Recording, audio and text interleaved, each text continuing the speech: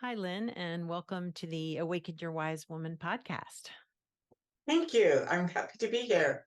I am happy to have you here too. So, if you wouldn't mind sharing a little bit about yourself and what has inspired you to do the work that you do. Sure. Well, I my first love was French, so I got a degree in French. And then my second love was cooking, which I learned about over in Germany. And I came back to the States and decided to teach. And then I was bored. I had nothing to do. So a friend invited me to join a local sexual assault agency. And I was a little bit leery because I was scared of people like that because I knew that they were kind of traumatic. I didn't really want to see them. There was something wrong with them. So Mm, I had the degree, I had the graduate degree in therapy. So I started talking to them at the agency, and I just really thought they were amazing. mm, I thought everyone was very courageous, and I was in awe of what they had accomplished. And then one day, um, I realized that I too had been molested as a child. I yeah. just didn't want to think about it. And my father told me how to forget it. I think people underestimate how much child molesters want to get their victims to forget about it. Yeah. So Or to stay quiet. Yeah. Yeah. yes. And so what I did was I thought it was wrong what my parents did. My father molested me. My mother essentially trafficked me because she did nothing to stop him. Hmm. And I sued them. And that was in 1991. And the community was so supportive. Mm, Um, and the case went to trial in 1994.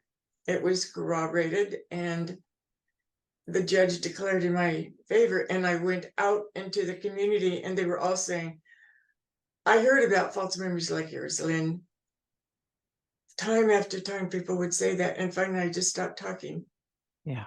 But in my, during the trial, I came across some evidence that Elizabeth Loftus, who had testified for my parents, had not essentially, her mall study had failed. And I couldn't believe it because no one else knew this. And I did some research, did some fact checking, and eventually, 10 years later, I wrote a book. And the Mm, book came out a year ago. And yeah. basically, what I say is that there is no corroboration. I had corroboration for my memories, but there's essentially no corroboration for claims that memories like mine are false. Yeah. Well, and it's such I remember when that study came out, and I Oh, remember being outraged. Just I too have a child abuse history from a family member, and oh, just sorry. being so thank you being so and as a therapist, like knowing the stories that my clients have shared to be true, that all of a sudden, instead of everybody being outraged about child abuse, they were outraged about people lying, saying they were making these up, that therapists were helping them make up these stories, which is just uh, very disturbing. Did you ever figure out a reason why people were so easily convinced that memories like mine were false? I think people don't want to believe that there are sort of normal people out there that are committing abuse, right? I mean, it feels more comfortable if I say it, well, everybody, they must be making it up because that can't be true. I mean, That's that's what I always think. been my interpretation. That's what I think too. It was something that people did not want to believe because people are so horrified by something that people do to children that they Yes. don't want to hear it. Yeah. Um, Well, and it keeps it separate from us, right? It keeps it at a distance. Well, if potentially that story can't be true, then I don't actually have to internalize what it would feel like if I knew it was true. yes, Yeah. that's what I think too. Because it's Yeah. it can happen to a child and she can survive, but the adult is going to think it's so yucky that they don't want to know about it. It's a very odd situation, I think. I've always thought that. Yeah. Yeah. Well, and I appreciate that you wrote your book because I feel like again, it's not something we want to talk about. And at least in my sense, at least the Elizabeth Loftus study, it feels like there's more evidence that that's not valid or whatever. It wasn't handled in like that we shouldn't believe that the false memory paradigm was real, but it's still out there. I feel like that message is still hanging out there I think that there so. are People can false. still Yeah. say that. Yeah. Yeah. People can still say your memories are false. I think Mia Fontaine, I just read a quote by her. She said in the Atlantic, imagine what would happen if all the children who are being molested now, about 55,000, Hmm. and all the adults who were molested as children, about 40 million, all went public and demanded justice. Hmm. Imagine Wow. what would happen. I think our culture would fall apart Mm. Yeah. because there's so many of us. Yeah. Yeah. And that's sad, but true. And which means that there are a lot of predators out there and they know that they can get away with it. So they do it. Yeah. Well, there's so little retribution, or I also feel like there's so much internalized shame around abuse for kids, like when Yes, you're a child, that to come forward to call out your abuser, especially when it's someone known to you, a family member, a respected family member, it's really hard to come forth and say, like, this actually happened and this person should be held accountable. it is really hard and no one wants to hear it. Yeah. And first they have to put what we say on trial and decide if it's if it's true or not, without any qualifications to make that decision. But I do it too. If I hear a famous person has been accused, I say to myself, is he the kind of person who would do something like that? I do Mm, that. And yeah. I usually come up with, yeah, he is. Yeah, Yeah, but it's easy to minimize what's being accused, the accuser, when I think especially when a person holds some sort of position of power or prominence. yeah, yeah. Either a politician or a celebrity, yes. Mhm. Mhm. Or a Yeah. father or a doctor like Well, I mine. was gonna say, yeah, yeah, or even within a family, right? Yeah. Yeah. And so what was your hope when writing the book? What was your yeah, who did you want to reach? I wanted to reach survivors. I wanted to tell them that it is possible to find justice. It's Mm. a tough road, but it's possible. And I'm really glad that I did it. Are you? I was Uh, gonna ask, yeah, how it's been for you. it gave me self-confidence. It taught me a lot about the legal system, as if I needed to know that. I met lots of really interesting people, and I'm really glad I did it. I don't know if I'd do it again at my age, Yeah. um, Yeah. but I would do it again. And I encourage others to do it, but I don't know a lot of people who have done this. Do you No, I know a lot don't of people who either. have sued? No, no. Maybe one other person. Yeah. Okay. Yeah. Yeah. And I think that in the beginning, child molesters and their support system were terrified that we would all step forward and sue, but we didn't, Yeah. because it's really scary to do that. It is. Um, I can't even imagine how scary it must have been it to was. face off in court where potentially they could find for the abuser. Good. Excuse me. They could, but my case was corroborated. Yes, yes, yes. And I had I had to find a good judge, which I did. Someone who wasn't biased. So Yeah. for me, it worked out really well. Yeah. Yeah. But just the idea that potentially, I mean, I'm so glad that it was corroborated and that you were able to walk away from the trial feeling vindicated and heard. But yeah, that would be, to me, that sounds terrifying. Even just to speak up. I mean, I've gotten good at talking about being a survivor and owning my story. Um, and I have not checked in with other family members to say, like, do you believe me or not? But I feel like most of my family believes me. I don't really want to know if they don't, honestly. I know the feeling. Yes. Yeah. Yeah.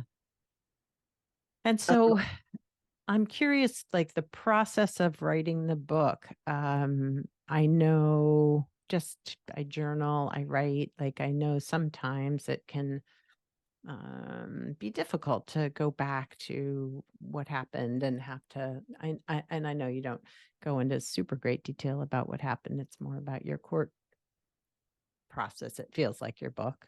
But how was that for you to have to revisit that time in your life?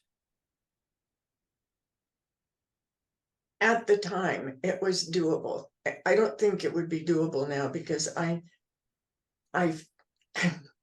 I feel things more than I used to. Okay, I don't block them out like I used to, like I had to.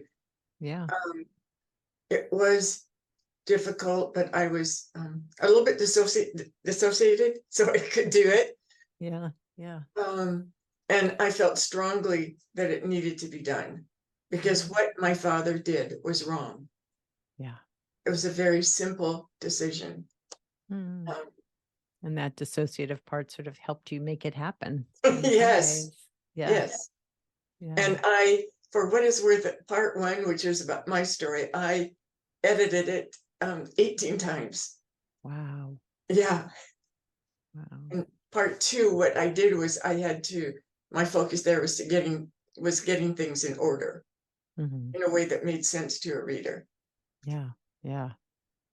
Well, and you, and I have to admit, I have not read the whole book, but it seems like you really tried very hard to bring to light the inconsistencies, the errors in the false reporting narrative, like by bringing light to the inconsistencies in Elizabeth Loftus's scientific study and all of those things. Is that right?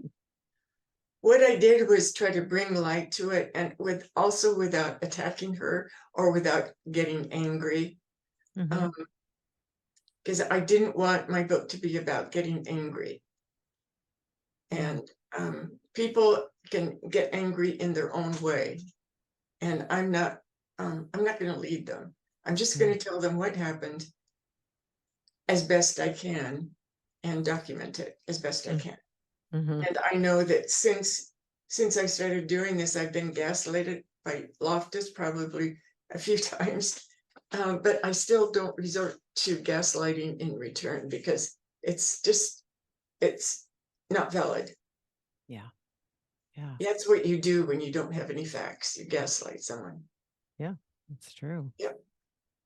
Well, makes you wonder maybe, well, I won't say that. I don't know her, so I don't want to disparage her, um but a lot of denial for stories for people. I feel like the harm that rippled out from the headlines from her story or her research.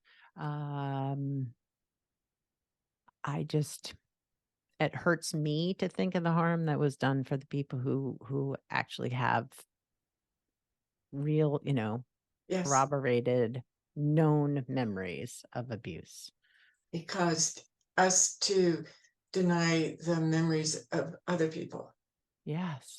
Not me, but everyone else. This gave them the right. And It was pretty interesting because after the trial, I was like, but my case is corroborated. And there was, well, no, it's false memories. They were just so confident. It was amazing. I mean, I think that they spent $7 million on their PR, and it showed. They did Mm, such a good job with PR, just really, really good. mm, Yeah, and it worked because people wanted it to work.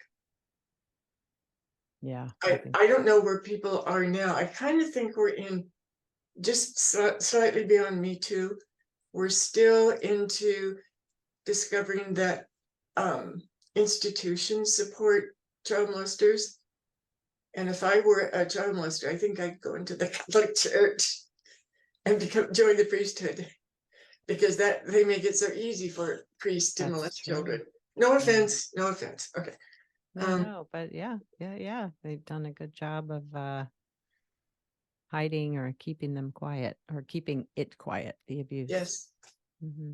they have. It's um I know I have their income tax forms, and let's see, the second or third year was the highest that they spent. It was $800,000, and then they kept spending until about 2000, and then their expenses started declining, either because they couldn't get people to donate or because they didn't need to do that anymore.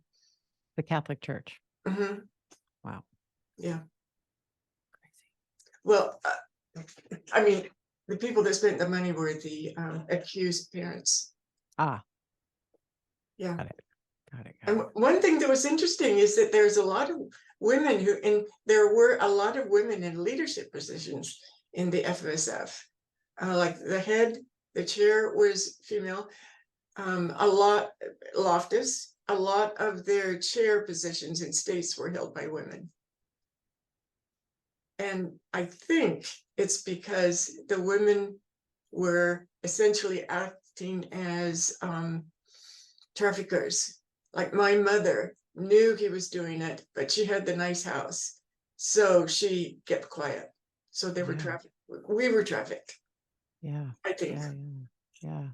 Yeah. Boy. Well, I just want to say that I really appreciate that you wrote the book and told your story and shed some light on the myth of false memories, because I feel like that's really, really important for survivors. And even if they don't go to court themselves, like to just validate that their memories are real. Yes, Yeah. they're real. If you had a piece of wisdom that you wanted to share with listeners, what might that be? It would be Mm, tell someone. yeah. It's when you tell someone, it opens up freedom for you. And maybe they'll say, "Oh, I read about false memories like yours. That's whatever." But still, tell someone, tell a friend, um, tell someone. Yeah. It's freeing, I can guarantee. Well, it definitely gives you more power in the story. Yes, and freeing too. But yeah, that silence, keeping it silence just leaves you, yeah, powerless. Yeah, a crime was committed against you, and it's okay to report a crime in theory. Yes. So go ahead and report it and see what happens. Yeah, Yeah. you don't know what's going to happen. See what happens. Mm, yeah. And I would add from my part that I believe when someone tells me a story. I believe when people share with me, if they tell me, I believe it. I don't need evidence. Them sharing with me that's enough. I believe it too. And it's not, well, there was one case that I didn't believe it, and she wasn't sure of it, but I can believe everyone else because I can hear it in the voice. I Mhm. can hear the pain in their voice, the fear, the shame. I can hear it. Yeah. Um, and for me, the trial did was to take away the shame. Yeah. Yeah.